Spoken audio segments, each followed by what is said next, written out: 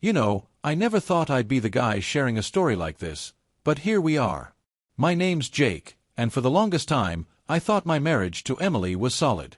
We'd been together for almost a decade, built a life that, from the outside, looked pretty much perfect. But you never really know what's going on behind closed doors, do you? I wasn't blind, though. For a while, I had this nagging feeling that something was off. Emily started working late more often, glued to her phone like a teenager, always smiling at texts she never wanted me to see.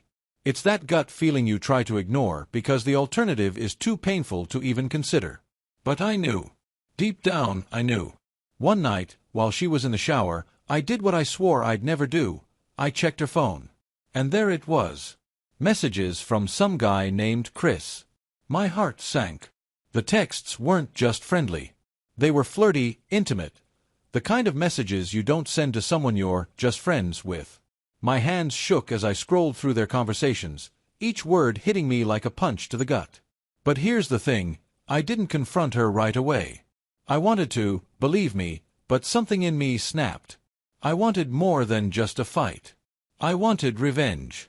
And not the petty kind, like keying her car or throwing her clothes out the window. No, I wanted something unforgettable. So I played it cool. For weeks, I acted like nothing was wrong. I kissed her goodnight, made her breakfast, even surprised her with flowers once or twice. She had no clue that every time she smiled at me, I was picturing her with him. I felt like I was living in some twisted version of one of those revenge movies where the betrayed spouse slowly plots the perfect payback. And then, fate handed me the perfect opportunity. Emily told me she was going on a work trip for the weekend. Yeah, right. I knew exactly where she'd be, holed up in some cheap motel with Chris, probably laughing at how clueless I was. Except I wasn't clueless. I was calculating. That weekend, while she packed her bags, telling me some half-baked story about team-building exercises, I smiled and kissed her goodbye, pretending to be the trusting, oblivious husband she thought I was. As soon as she left, I got to work. I remembered something from a camping trip we took years ago: bear spray. For those who don't know, bear spray is like pepper spray on steroids. It's designed to stop a 600-pound grizzly in its tracks.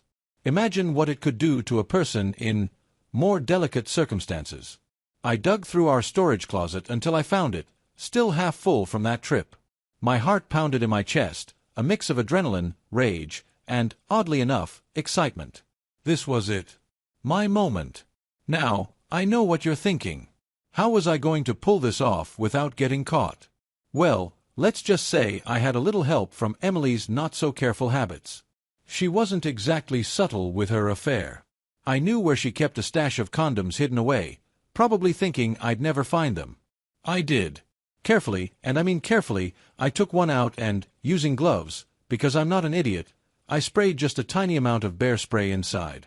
Just enough to make sure the experience would be unforgettable. Then I placed it right back where she'd find it, exactly how I found it. Perfect. I felt like some sort of mastermind in a dark comedy movie, the kind where you can't help but root for the bad guy.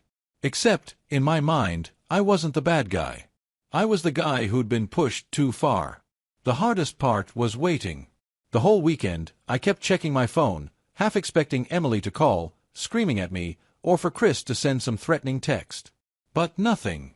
Silence. It was almost worse than the confrontation I'd been bracing for. Sunday night rolled around, and Emily came home acting completely normal. She kissed me hello, told me how exhausting the trip had been, and then asked what I wanted for dinner. Unbelievable. I played along, all smiles and nods, but inside, I was losing my mind. Had they not used the condom? Did something go wrong? Or worse, did my little plan fail? I barely slept that night, tossing and turning, wondering if all my scheming had been for nothing. But then, Monday came.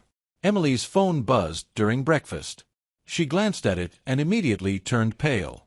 Like, ghostly pale. She tried to hide it, but I saw her hands shake as she read the message. I pretended not to notice, sipping my coffee like it was just another Monday morning. She mumbled something about going to the bathroom, phone clutched tightly in her hand. As soon as she left the room, I grabbed my own phone and started recording. Because whatever was about to happen, I wanted proof. From the hallway, I could hear her whispering furiously. I couldn't catch every word, but what I did hear was enough. Chris was, let's just say, not happy. Apparently, their little rendezvous didn't go as planned. At first, I thought maybe they just had a fight. But then she said something that made me almost spit out my coffee. It burned. I don't know what happened. It was fine at first and then... God, Chris, I don't know. I'm so sorry. Bingo. I sat there, biting my lip to keep from laughing. All those nights of feeling like a fool, all those moments wondering if I wasn't good enough. Well, let's just say the tables had turned. But I wasn't done yet. When Emily finally came back to the kitchen, she looked rattled. She tried to act like everything was fine, but I could see it in her eyes. Something had gone terribly wrong, and she had no clue that I was the reason why. Everything okay? I asked, playing the concerned husband perfectly. Yeah, she forced a smile. Just work stuff. Right. Work. Sure. The next few days were tense. Emily was distracted, constantly checking her phone. Every time she got a text, she'd flinch. I could tell she was trying to reach Chris, but whatever happened that weekend had shaken him. Badly. And honestly, I couldn't blame him. By Wednesday, I decided it was time for the next phase of my little plan. I casually mentioned that I'd found an old camping bag in the closet and thought about planning another trip. She froze, her fork halfway to her mouth. I swear, I could see the wheels turning in her head. Camping? Really? I thought you hated camping, she said, her voice a little too high-pitched to be natural. Yeah, but it's been a while, I replied. Plus, I found that bear spray we used last time. Remember that? Her face drained of color. She didn't say another word the rest of dinner. That night, after she fell asleep, I took her phone and sent Chris a little message. Just one sentence. She told me everything. Have a nice life. And then... I blocked his number. The next morning, Emily woke up to a storm of missed calls and frantic messages from Chris. Well, at least she would have if I hadn't already deleted them. She scrolled through her phone, panic creeping into her eyes when she realized he'd stopped responding. She tried calling him, but of course, the number was blocked. She had no idea why, and I wasn't about to fill her in. Over the next few days, she became increasingly anxious. She started asking me random questions like, have you ever thought about, counseling? Or do you feel like we've been distant lately? It was almost laughable. The guilt was eating her alive, but she had no clue how much I already knew. One night, she finally broke down.